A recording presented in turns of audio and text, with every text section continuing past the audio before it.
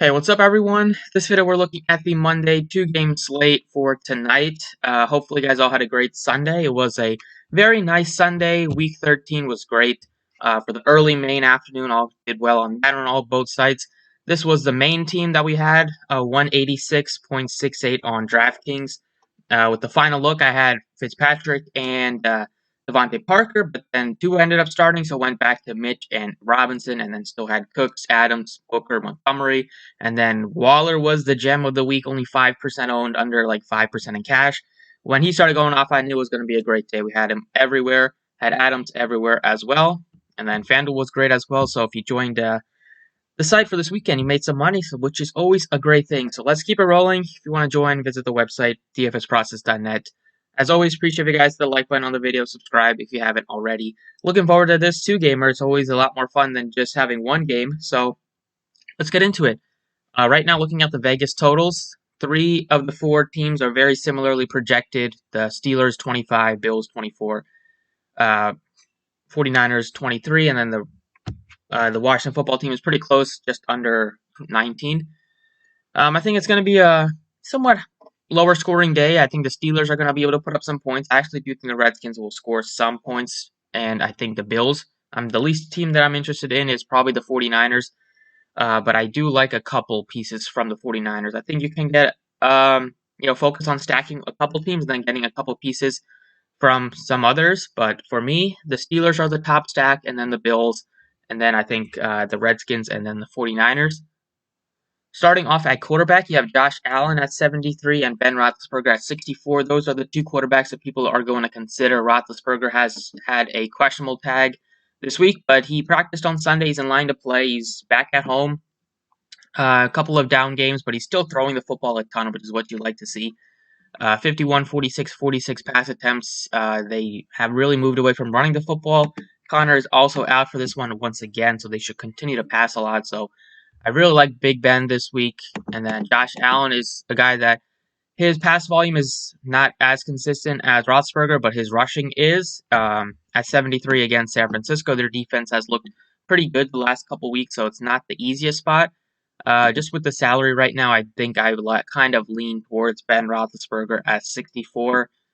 You could punt with Mullins or Smith. They're going to be like pretty low owned, but I think I probably prefer to be safe and get Roethlisberger, a guy that I think will be able to score some passing touchdowns and have a decent chance of getting you close to 300, if not more than 300 yards.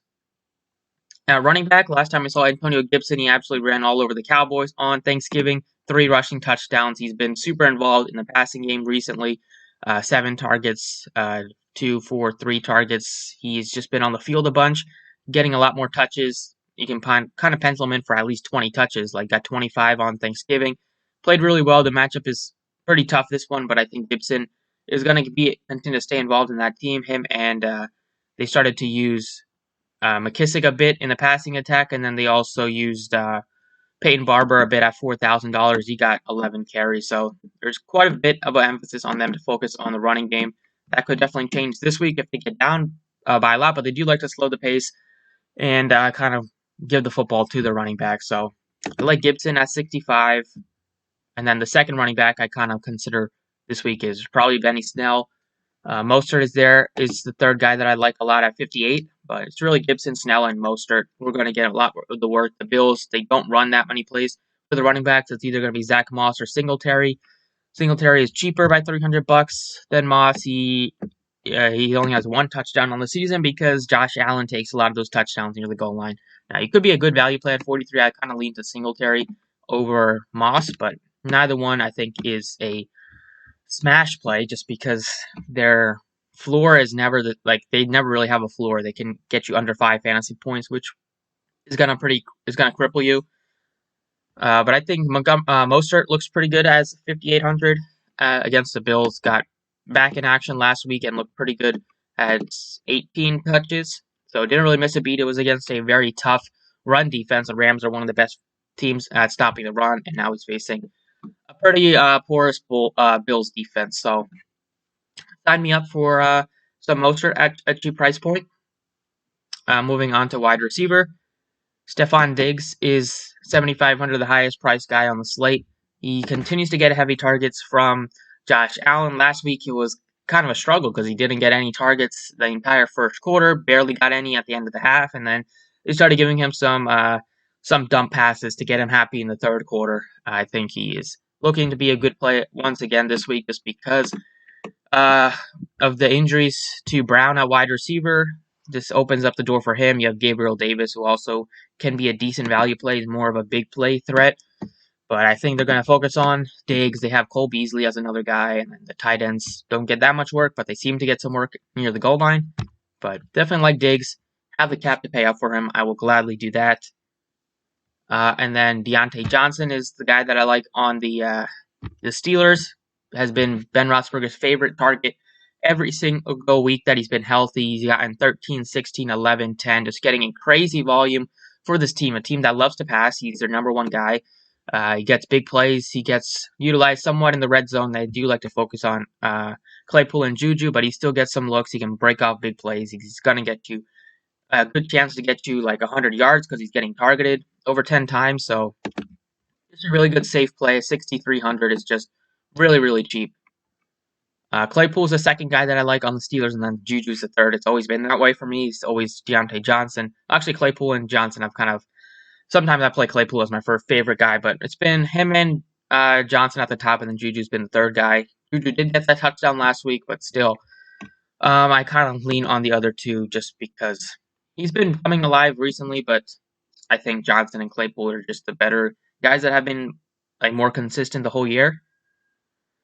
And then another wide receiver that I consider is like Brandon Ayuk. Nick Mullins has had another strong connection with Ayuk. 3 straight games over 20 fantasy points. Kind of some not the easiest spots either. In Seattle, at New Orleans, at the Patriots.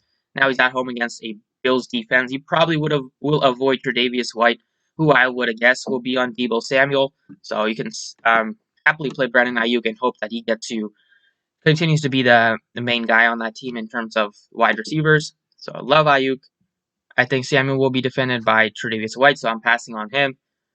I like Ayuk a little bit more expensive than Beasley. I'll take that. And then if you need a cheap wide receiver, nobody really in that 4K range. You could look at like Gabriel Davis, 43, or look at Isaiah McKenzie, but nobody else really jumps off the page. I think Terry McLaurin is a guy that you probably would like to get to as well at 6,500. You could play him in the flex. Be kind of difficult. You're just going to have to go cheap. Well, not super difficult. I mean, you could easily make that work. But I think these 6 plays look really good as like some building blocks. And then tight ends, I'm looking at Eric Ebron and Logan Thomas are the 2 tight ends I'm considering tonight. And then defense, 3 out of these 4 teams all 4 of these teams have total under 25. It's going to be pretty random, I think, for which defense as well. I don't think I want to pay all the way up 4,500 for the Steelers. I'd rather take a shot on a cheaper defense like the 49ers. They've been playing better as of late. They could force a fumble. Josh Allen isn't the most consistent in terms of his turnovers. They could have a good game at home against the Bills. You have the Bills facing Nick Mullins, a guy that could turn the football over as well.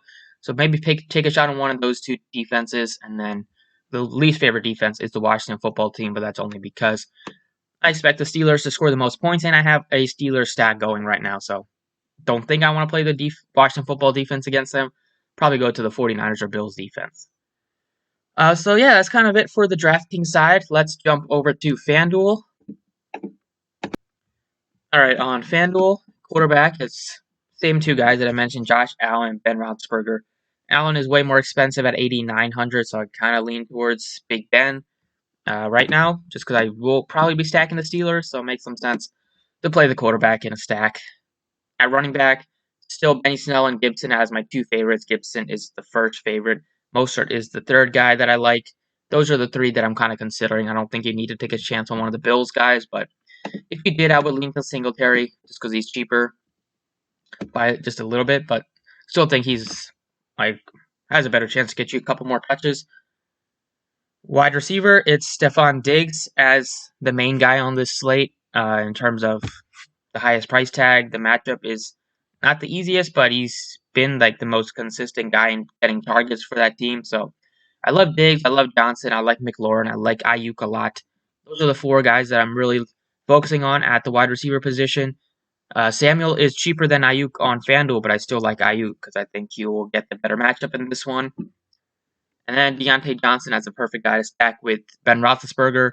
You get a guy with high floor, high ceiling, decent spot against Washington. I mean, none of these spots are really the best for any of these four teams. So relative to the other wide receivers on the slate, the matchup is pretty fine. And the price tag is just really good. Under 7,000 for Deontay Johnson. Has been like super consistent all year and been like the guy that Ben Roethlisberger loves to lock in on. At tight end, Ebron and Logan Thomas are so similarly priced. Ebron is, like, I think the better play, but Logan Thomas is right there as well. They're the two that I'm considering.